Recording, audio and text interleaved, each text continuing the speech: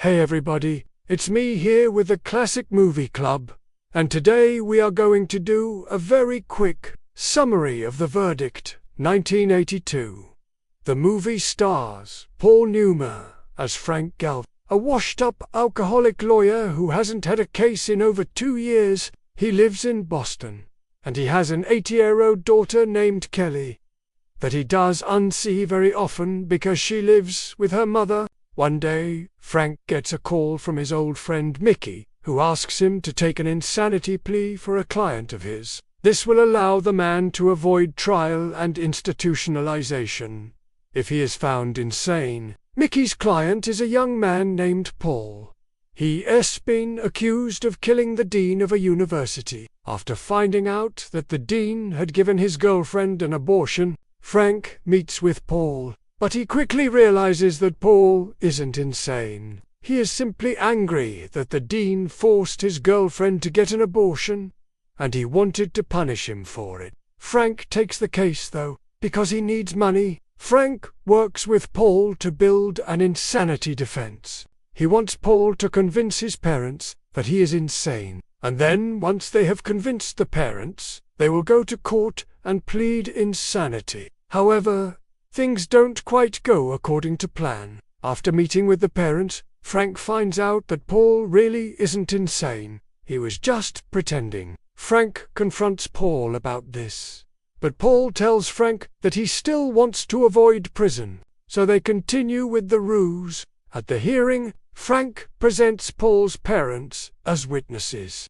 They testify that their son is insane. However, midway through the hearing, Paul's girlfriend, Teresa, who is now pregnant with Paul's baby, takes the stand. She testifies that Paul is not insane. After she leaves the stand, Frank tries to convince the judge that Paul is insane. But when he looks at Paul, he sees that Paul is not insane. He is simply in love with Teresa and doesn't want to go to prison. In a fit of anger, Frank throws his briefcase at the judge and storms out of the courtroom. Later that day, Frank is visited by Mickey.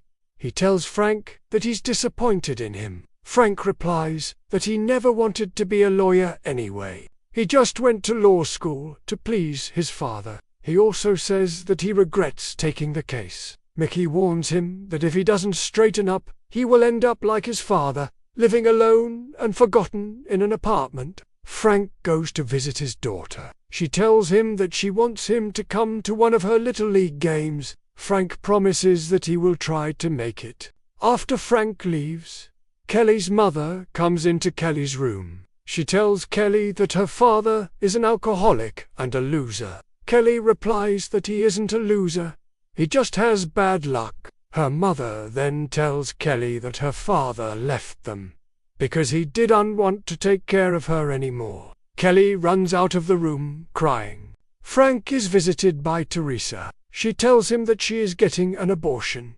Frank asks her why she is doing this. She replies that Paul doesn't want a baby. Frank convinces her to keep the baby and tells her that he will help raise it. The movie ends with Frank attending one of Kelly's Little League games. I hope you enjoyed that summary of The Verdict. If you did, please show your support. Also, let me know your thoughts on the movie in the comment section below. Thanks for watching.